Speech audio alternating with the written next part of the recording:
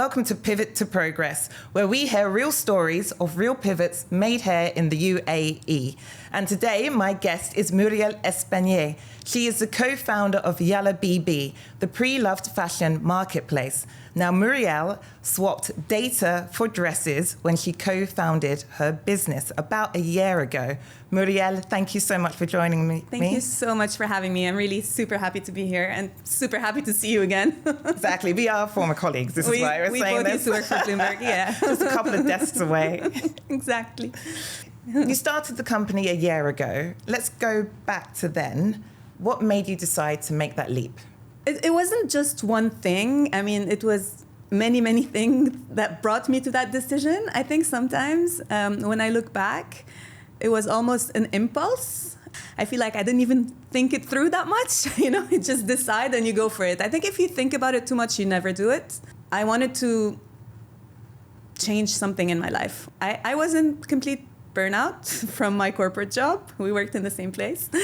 I needed something to change. I didn't know how. I didn't want to go to the competition and do the same thing somewhere else. Honestly, that was not appealing to me at all.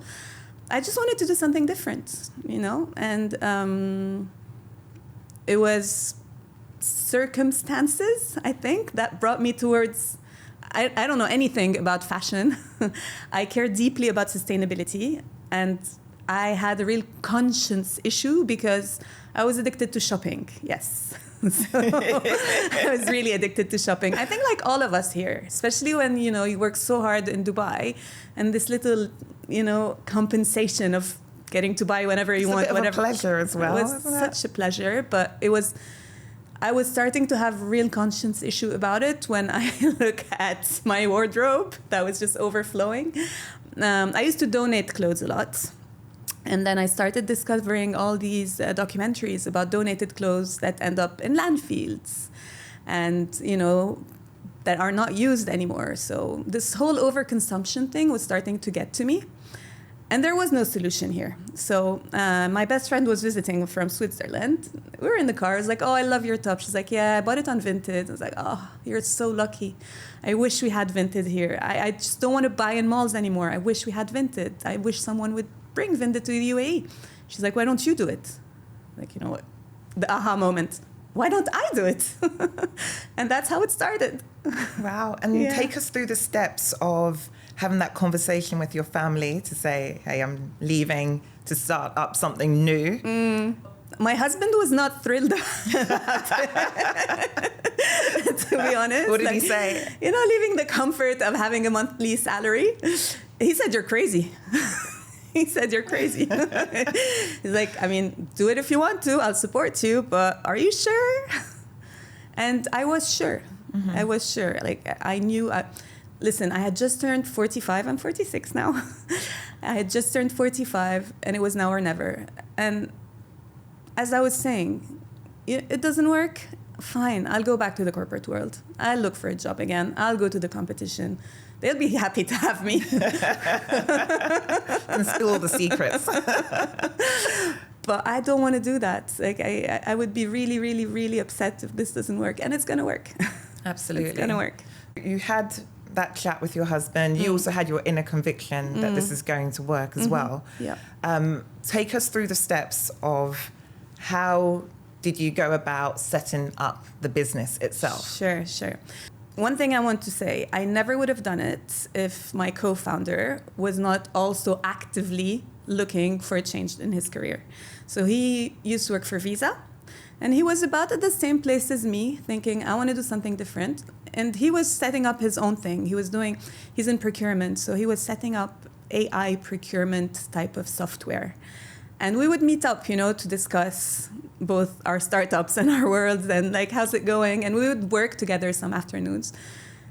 I kept asking him for advice. And after a while, it seemed he was more interested in what I was doing than his own thing.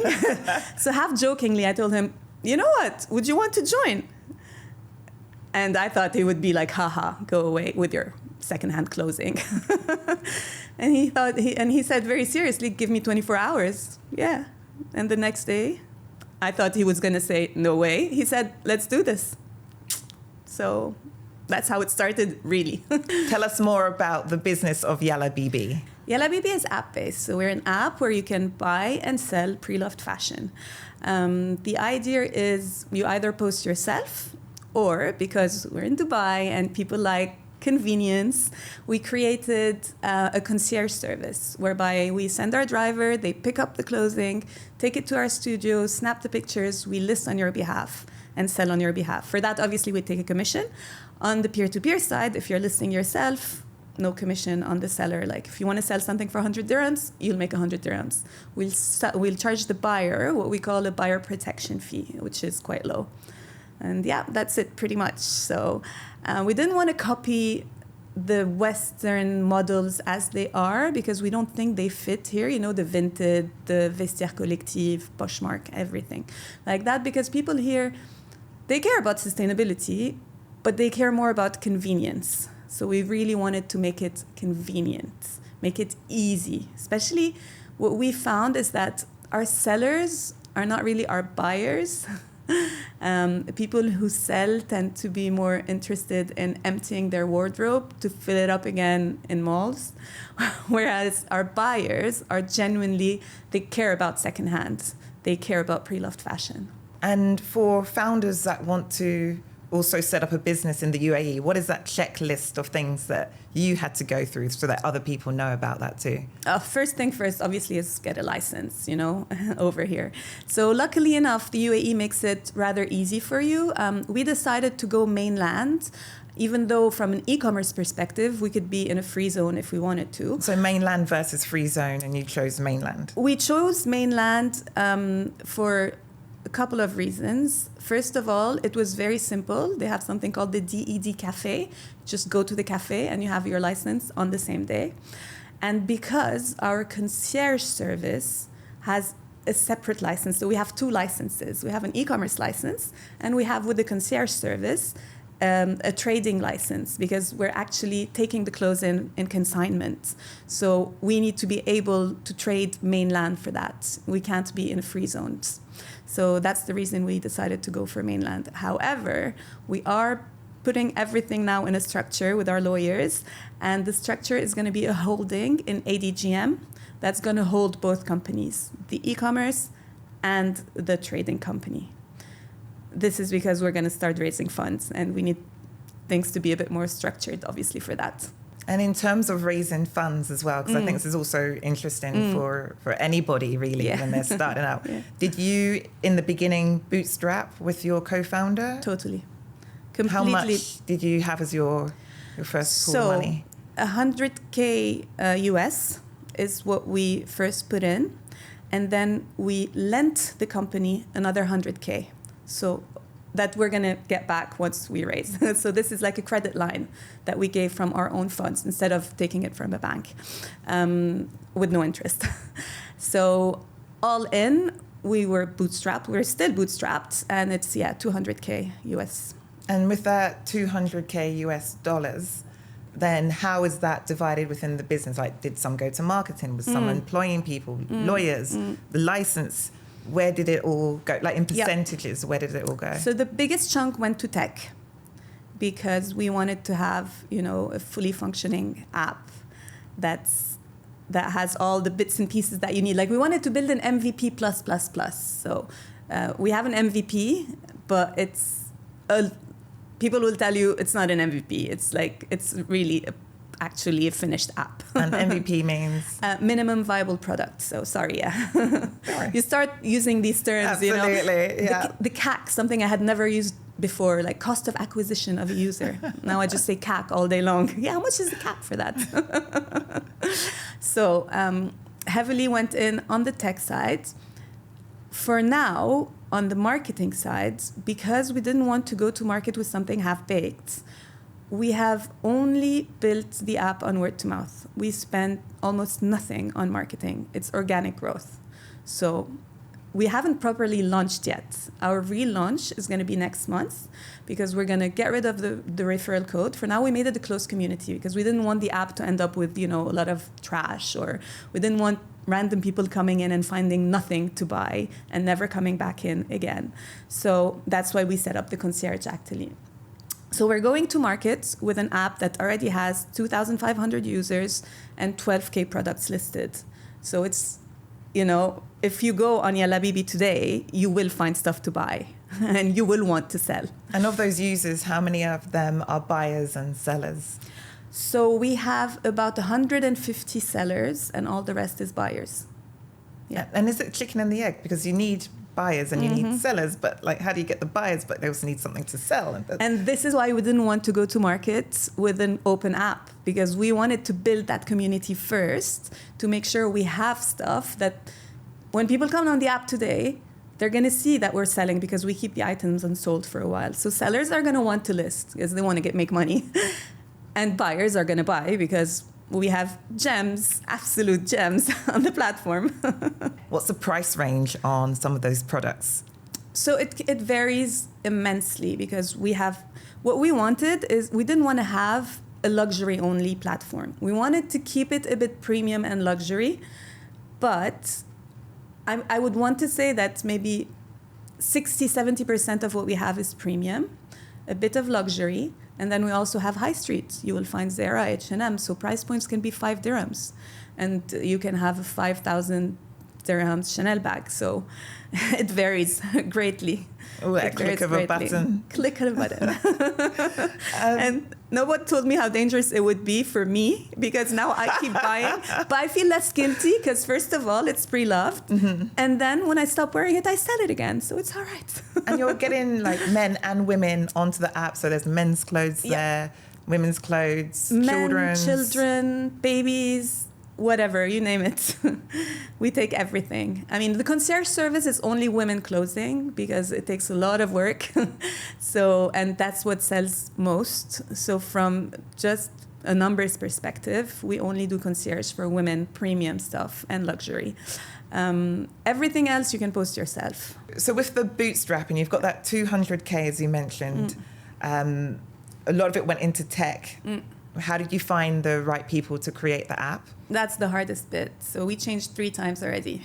We changed 3 times the app developers.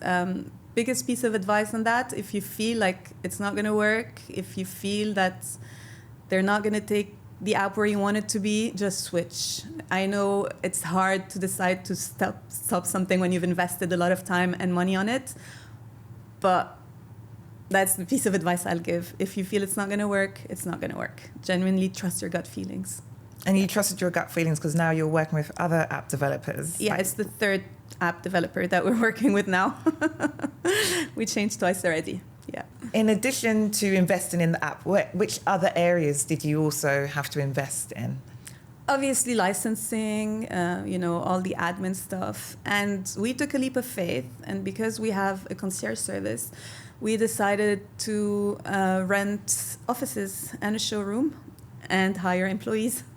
So that's where most of the money went. On the budget that I mentioned, we're still keeping some of it for marketing, even though, as I said earlier, for now we're only working on organic growth. But we realize we're going to have to invest heavily in marketing, and probably I believe 60% of what we're going to raise, it's my co-founder who looks after the finances, 60% of what we're going to raise is going to go into marketing. And with the employees, how did you go about sourcing them? Was it through a recruitment agency, just ads? We're the people recommending people. Yeah. And we've been so lucky.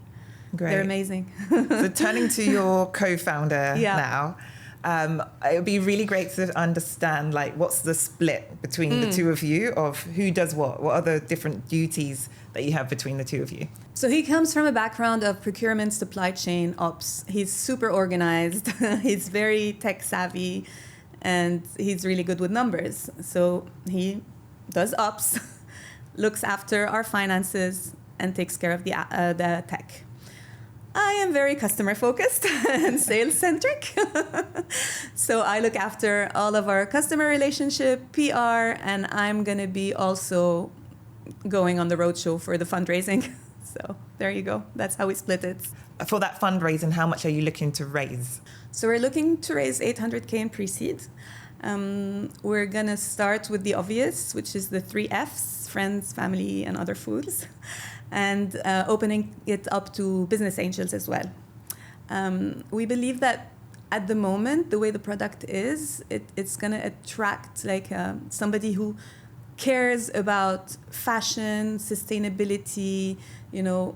It's going to be a coup de cœur. How do you say coup de cœur in English? Yeah, we say coup de cœur as well in English. Oh, there you go. But you can also say like, it's a passion project. It's a passion project, and I think it's going to be a passion investment also for the investors that we're targeting. We will go to VCs at a later stage, obviously, when the amounts become bigger and larger. But for now, we really wanted someone who can actually bring something to the table and be really passionate about it. Absolutely. In terms of investors. Yeah. And where would you want to inject that investment from them? Roughly, I believe, if I remember correctly, 20% is going into tech, and the rest is going into marketing and growth and legal fees and all the shebang.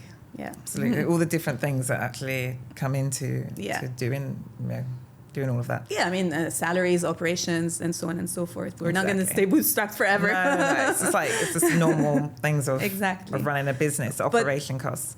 Absolutely. But the two major ones are going to be tech and marketing. Yeah, because we have a lot of AI that we want to implement into the app, and that's costly. So. You went down that co-founder route, which I think is really interesting. What are the green flags for looking for a co-founder? For us, it was our friendship. I think building something with a friend is priceless. I know some people say it's not a good idea because you can ruin your friendship, blah, blah, blah. We've been friends for 12 years now. I'm godmother to his son. We get along super well. Some people will disagree. They will say, starting a company with your friend is super dangerous. You might lose your friendship. I totally disagree with that. I mean, it's been amazing because we can say things to each other without, worrying, am I going to hurt his feelings? Or say things bluntly. We know each other inside out. So everything, there's no topic that's off the table. And we trust each other a lot. I mean, really, I have full trust in him. Full trust. Like, I know he's not going to do something behind my back and vice versa. And how do you split the decisions between the two of you? 50-50. 50-50. If we disagree on something, we give a chance to try to convince the other person. I generally win. I'm not surprised by that, Muriel. I'm joking. He's very persuasive as well, just not as persuasive as I am. But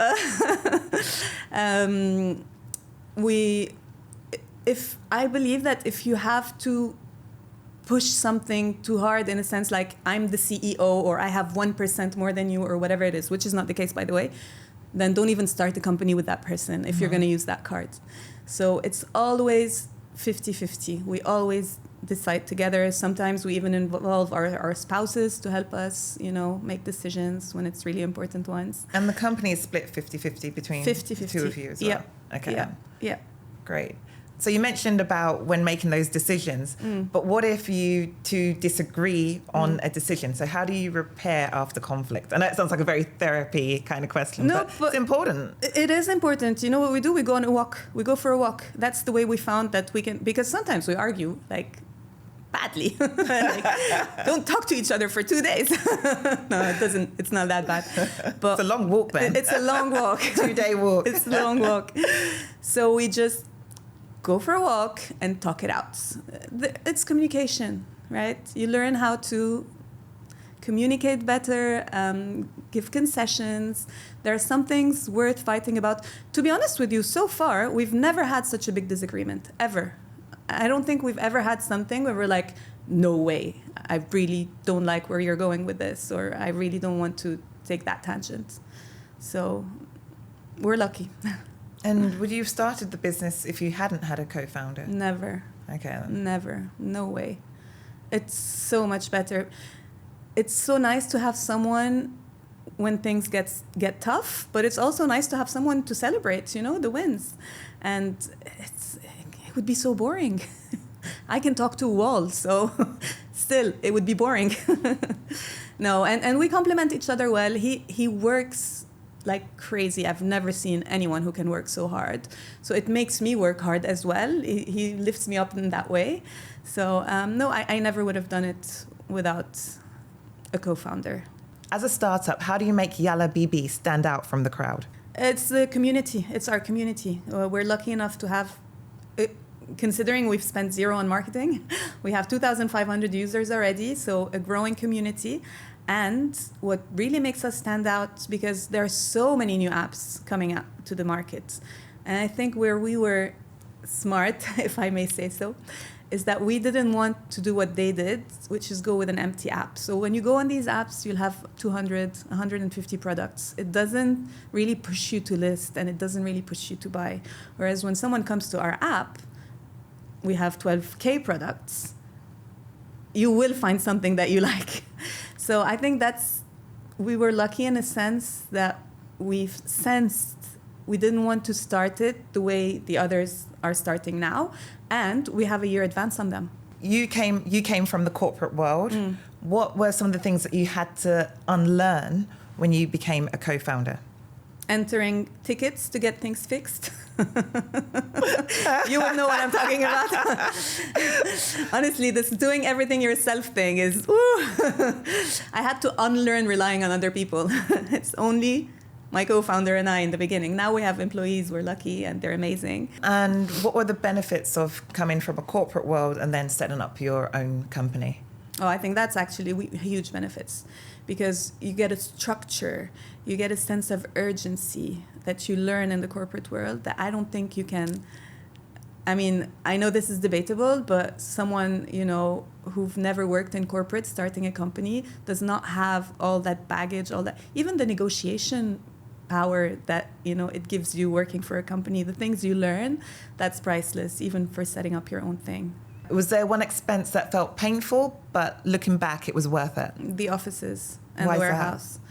Offices and warehouse. Okay. Yes. So we decided, instead of getting a warehouse in El Quoz and, having offices separately, we decided to have an office in Al Barsha with a showroom inside the office. And that's actually amazing, because now people can even come and see and touch and feel the clothes. It's not in a warehouse, it's in an office. It's quite pretty. I invite you all to come. And it's super central. It was very painful to pay the rent, very painful, especially when you're bootstrapped, but it was so worth it. And also, I actually enjoy going to the office. Who ever thought I would say that?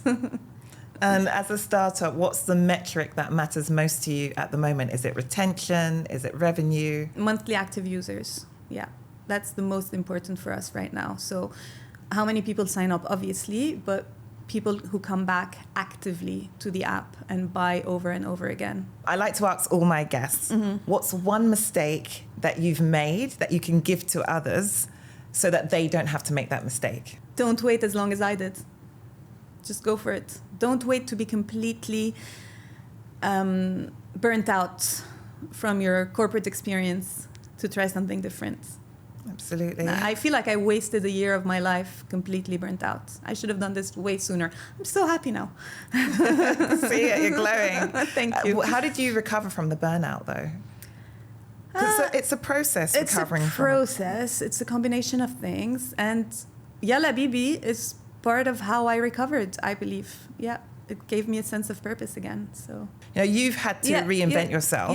Yeah. Exactly. So what do you wish for other women in your situation and professionals in general? What do you wish they would know about reinventing themselves? That honestly, it's not that hard. It feels daunting in the beginning. What do I know about fashion, social media, apps? Nothing. I used to sell data to banks. I come from the financial markets. But honestly, it's not that hard. If anyone can do it, just believe in yourself. The key is to believe in yourself. The key is to believe in yourself. Yeah. And who is that one person who believed in you when you didn't believe in yourself? My co-founder. And my two best friends. 3 people. 3 people, yeah. And Sophie. 4 people. My husband also, I 5. have to say. He didn't want me to resign, but he did believe in me. But this is the thing. It's a group of people, and that talks to having a support network. My brother, my sister. Keep going, it's endless. They all believed in me more than I believed in myself. Thank you so much, Muriel. It's been great speaking with you as well. Super nice to be here. Thank you, Sarah. Thanks a lot. Thanks. And that's Muriel's blueprint for success with Yalla BB. She had a co-founder with her as well to come along that journey. And this is just one story. And now it's up to you to adapt that blueprint to make it work for you. And if you found this podcast helpful to you, then please share, leave a comment, share it with others as well so that they can also help and that we can grow this community. Thanks, and see you next time. And download my app. And download Yalla BB right now. In fact, I'm going to download it right now as well. Thank you. Thank you.